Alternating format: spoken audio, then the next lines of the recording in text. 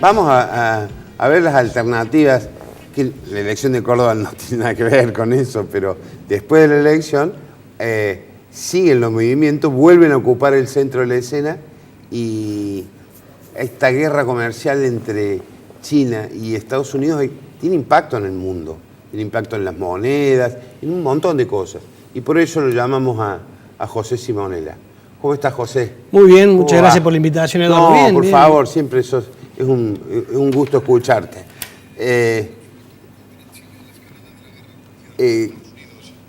¿Qué pensás de esta guerra comercial? Lo primero, digamos, la guerra comercial no es buena. Nunca las guerras comerciales son buenas y nunca cuando se pelean dos grandotes, digamos, los chiquitos quedamos indemnes, digamos. Por el contrario, esta pelea entre Estados Unidos y China tiene consecuencias en la economía global. Dentro de la economía global tiene impacto en los países emergentes y dentro de los países emergentes tiene impacto en los países que son más débiles macroeconómicamente y que mayor incertidumbre tienen, como es el caso de Argentina. Es decir, el impacto de la guerra comercial de China y Estados Unidos que nos hace un mundo un poco más proteccionista, obviamente dificulta el comercio internacional y para nosotros que somos proveedores de un commodity como es la soja, como es el maíz, como es el trigo, evidentemente tiene un impacto importante, a punto tal que solamente basta ver en estos días cómo está cayendo la soja, no solo por la guerra comercial, sino también fundamentalmente... Tocaste un tema sensible con eso, ¿no? Claro, sino fundamentalmente... ¿Por qué se cae la soja? Bueno, a ver, la guerra comercial genera este proteccionismo entre Estados Unidos y China y uno diría, bueno, pero ahora China le va a dejar de comprar a Estados Unidos y nos puede comprar a nosotros. Pero como no estamos con suerte, la verdad, Eduardo, que Argentina no está con suerte. Cuando sale de la sequía tenemos una cosecha récord, cuando tenemos una cosecha récord cae la soja. Y cae la soja cuando China le deja de comprar un poco de soja a Estados Unidos y debería mejorar la compra a los países, en este caso sudamericanos, como es Brasil y Argentina. Ahora, ¿por qué cae? Porque tiene una gripe porcina que hace que haya tenido que sacrificar, algunos dicen 80 millones de cerdos, otros dicen 100 millones de cerdos. Lo que es cierto es que China va a demandar un 20% menos de soja que el año anterior como consecuencia de esta matanza de cerdos que tiene que realizar para tratar de combatir esta gripe. Entonces, este menor consumo de China impacta en los precios internacionales de la soja. ¿Pero qué van a hacer con esos cerdos? Los han matado, los están matando. ¿Y qué tiene que ver la soja con eso? Y los cerdos comen soja. Comen soja. Entonces, nosotros, los chinos comen cerdo, pero los cerdos comen soja. Y nosotros le vendíamos soja para esos cerdos. Por eso que siempre decimos no para consumo de soja, digamos. Algo podrán consumir, pero básicamente lo usan para hacer alimentos balanceados, digamos, para sus animales. Por eso siempre nosotros decimos que Argentina tendría que tratar de dar el paso en ponerle valor a la soja que exporta, y una forma es generando cerdo y una forma es generando chacinado con esos cerdos. Cada vez que uno logra generar un paso más en la cadena productiva, lo que está haciendo es exportando trabajo argentino. Claro. En este caso, cuando uno exporta, no es lo mismo exportar soja que exportar aceite de soja. Al comienzo del programa, José, informábamos que la Argentina ha sido designado país emergente. Esto es un beneficio para Macri. No, esto es un beneficio para los argentinos. Para los argentinos. Sí habla de que el gobierno está teniendo un apoyo internacional muy fuerte, digamos, y está... Digamos, y que le reconocen al gobierno argentino la capacidad de haber dotado al país de mayor institucionalidad. ¿Vos lo ves como una jugada, como una estrategia del establishment económico, político internacional para beneficiarlo de cara a las elecciones presidenciales? No, yo no creo que el establishment internacional no te hace nada por hacerte un favor. Si lo hace es porque está pensando que respetas determinadas condiciones. Argentina fue declarada el país emergente hace casi un año, pero le dijeron, pero sí, por Morgan Stanley, digamos que es quien lo designó. Pero le dijeron, pero tus activos van a poder ser comprados por el fondo, que de esto se trata, por el fondo de Morgan Stanley, el MSCI, digamos, recién dentro de un año, si no mete ninguna bloqueo al libre movimiento de capitales. Esto el gobierno lo cumplió, es decir, que el gobierno lo que le está brindando al mundo es mayor institucionalidad, mejores condiciones para que los capitales se muevan libremente. Obviamente que en momentos como en esto nos pega fuerte porque los capitales se nos fueron el año pasado con la corrida, pero aún así el Estado demostró que en la peor corrida cambiaria no puso ningún impedimento al libre flujo de capital. Entonces esto hoy se traduce en que los 8 activos argentinos por ahora van a ser incorporados al Fondo Común de Inversión, donde hay muchos fondos institucionales. De Wall Street, ¿no? De Wall Street, pero ojo, porque a este fondo, al MSCI, digamos, lo siguen muchos otros, es un fondo líder, y muchos otros fondos que manejan, digamos, dinero institucional, van a empezar a seguir este fondo y por ende a incorporar activos argentinos, con lo cual le brinda la posibilidad, en primer lugar, a estas empresas, pero luego a empresas digamos, que cotizan en bolsa, pero con menor volumen bursátil, a que tengan la esperanza, la expectativa de poder en un futuro, cuando necesiten financiamiento y cuando las condiciones de Argentina mejoren un poquito, no sea en esta, con un riesgo país 900 puntos, sino poder sí ampliar su capital o tener fondos para financiar su actividad productiva. Entonces, digo, como mensaje es muy bueno, dejamos de ser país de frontera y volvimos a ser país emergente de donde nos habíamos ido en 2009, cuando justamente interrumpimos la libre circulación de capitales en Argentina. Está bien. Pregunta Joel.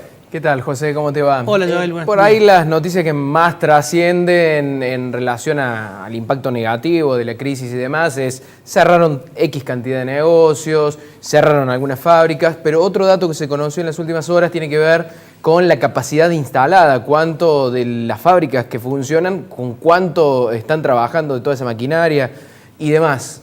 ¿Cómo se puede hacer para reactivar un poco la producción y corregir este margen? Ni que hablar de las automotrices, que está cercano al 35%, si no me equivoco. Sí, la verdad que yo creo que, digamos, el mayor desafío que tiene el gobierno por estos días hasta que termine su mandato y de continuar este gobierno o que venga otro, es cómo hacer para que el nivel de actividad no se siga resintiendo. Esto que vos planteás es, muchas empresas, los concursos y las quiebras han aumentado, muchas empresas están hoy con problemas serios, están subsistiendo tratando de que ese alivio llegue. Para muchas sabemos que va a llegar de la mano del sector agropecuario, todo aquel que le vende insumos o servicios al sector agropecuario en una cosecha récord tiene expectativas de mejorar. Pero hay muchas otras que no están apuntadas a ese sector. No nos olvidemos ni al sector exportador, que es aquel que se puede haber beneficiado con esta devaluación, digamos, ¿no? El 90% de las empresas le venden al mercado interno, la mayor parte de su producción, y ese mercado interno está muy deprimido como consecuencia de la erosión que la inflación generó sobre los ingresos tanto formales o informales de la familia y esta caída del nivel de actividad. Entonces, el mayor desafío que hoy tiene el gobierno, estabilizado el tipo de cambio y entendiendo que la inflación va a ceder a partir de mayo, no con el índice que va a dar mañana INDEC, que seguramente va a estar alrededor del 4%, por lo que dicen los analistas privados, pero digo, ese digamos, desafío que tiene es cómo hacer para mantener a las pymes en actividad. Y para esto es fundamental al menos dos cosas. Una, disminuir la presión tributaria, por lo menos transitoriamente, porque está tornando, digamos, le está generando una dificultad a las empresas que realmente no la pueden afrontar, más allá de que es cierto que ha sacado un plan de pago ahora, pero daría la impresión que necesitaríamos algo un poco más profundo, de mayor decisión política y no solamente de estirar la posibilidad de pago. Y por otro lado, poder darle solución desde el punto de vista de tasa de interés. La tasa de interés a que está enfrentando la empresa como el consumidor es obscena. Digamos, y esto viene de pagar una tasa de mercado, al sector financiero tremendamente alta para tratar de quitarle incentivo al tipo de cambio, o sea, que no vayan al tipo de cambio, y mantener la demanda de pesos. El Estado, de alguna forma, tiene que procurar que a las pymes les llegue financiamiento para capital de trabajo a una tasa razonable que puedan pagar, porque de lo contrario, más empresas, hasta que llegue el nuevo gobierno o este gobierno sea reelecto, van a continuar cerrando, y una empresa que se cierra no se abre más, y un puesto de empleo y un empleo que se pierde no se abre más. Los empresarios están manteniendo el empleo por sobre su capacidad. Es decir, están resignando utilidad para mantener el empleo porque formar fundamentalmente en la pyme a un trabajador cuesta mucho esfuerzo. Tratan de no perderlo. Ahora, cuando lo pierden, difícilmente lo reemplacen. Así que me parece que el desafío que tiene el gobierno y que tenemos todos los argentinos es cómo hacemos para tratar de mantener los puestos de trabajo que hoy tenemos y están sensiblemente digamos, amenazados por una economía que no encuentra reactivación, que todos creemos fundamentalmente que algunos sectores reactivarán, pero otros van a necesitar la ayuda del Estado para poder esperar a que la economía de como un todo revierta, porque eso no va a ser en el corto plazo. En el corto plazo revierten las industrias vinculadas al sector agropecuario, las otras van a tener que esperar un poquito más, y ese poquito más después de un año de crisis es mucho. O sea, no es lo mismo esperar 10 segundos abajo del agua cuando recién te metes, que esperar 10 segundos abajo del agua cuando hace 40 segundos que estás. José, a ver, de aquí a agosto, que son las elecciones PASO, ¿puede estabilizarse un poquito la situación del país? ¿Se puede ver alguna mejora? Digo, porque eso puede llegar a tener incidencia en el resultado, ¿no? A ver, Eduardo, si el mundo no se complica, porque esto es una condición, digamos, necesaria, no suficiente, pero necesaria. Formamos parte de la aldea. No, se formó una partida muy chiquita. Pero, cuando el mar se mueve, nosotros somos un corchito, digamos. Pero el corchito se mueve. Mucho más que un transatlántico, digamos. Claro. Estamos en un botecito, digamos. Entonces digo, poniendo como condición necesaria que el mundo no se complique más, la cuestión debiera mejorarse de la mano de que se ha mejorado lo financiero, y que se debiera mejorar lo financiero, y de la mano de algunas industrias que logran revertir. Esperemos que Brasil también ayude, que mejore estas promesas o esta expectativa que había con un Bolsonaro que iba a dinamizar la industria, esperemos que se dé, porque por la industria automotriz, que decía recién yo, es fundamental que mejore Brasil. Entonces, si Brasil mejora un poquito, si lo financiero pareciera estabilizarse y tranquilizarse, si la inflación es de la mano de que no aumentan las tarifas y de que muchas empresas cuando vieron venir el control de precios hicieron un colchón, se puede tranquilizar a partir de este mes y empieza a converger a una inflación que va a seguir siendo muy alta, porque 2% sigue siendo muy alta, pero mucho menor que la que tenemos, y de la mano de las paritarias, digamos, los trabajadores recuperan parte del ingreso perdido, suerte de dinamizar el consumo, más algo imaginativo que debería tener el presidente del Banco Central y su equipo para tratar de llevarle crédito barato a la pyme para capital de trabajo y para tratar de utilizar esa capacidad ociosa que hoy tiene la empresa, me da la sensación que deberíamos estar un poquito más aliviados de acá a octubre, cuestión que el gobierno necesita si aspira a ser reelecto. José, se ha instalado en el último tiempo también esto de que si gana Cristina va a subir el dólar, se complica todo. Digo, ¿cuánto de esto es campaña del miedo, o sea, una jugada política, y cuánto puede ser verdad en relación a los mercados? Te pido la lectura económica. Yo creo que obviamente de esto se hace un uso político, como lamentablemente hacemos un uso político de todo lo malo en Argentina. Esto de cuanto peor mejor me parece que debiera ser erradicado de la cultura política argentina. Pero bueno, no soy politólogo, yo te lo digo como ciudadano simplemente. Pero me parece que para los mercados no es indiferente que gane Cristina o que gane Macri, fundamentalmente por lo que Cristina fue.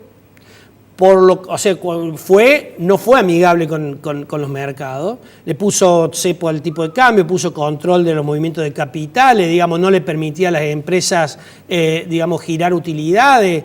Todo esto, Moreno negociaba acuerdos de precio con una pistola en la mesa por lo que dicen los medios, digamos, y los medios no mienten, digamos, así que eso debe ser así, Eduardo, vos que sabés más que yo. Aparentemente las fuentes que consultaron los medios eran bastante coincidentes con el tema. Perfecto. Entonces digo, todo eso, y había... Igual nunca se probó. Nunca se probó. Pero digo, todo esto no es ajeno, digamos, a la preocupación de los inversores y fundamentalmente los inversores extranjeros.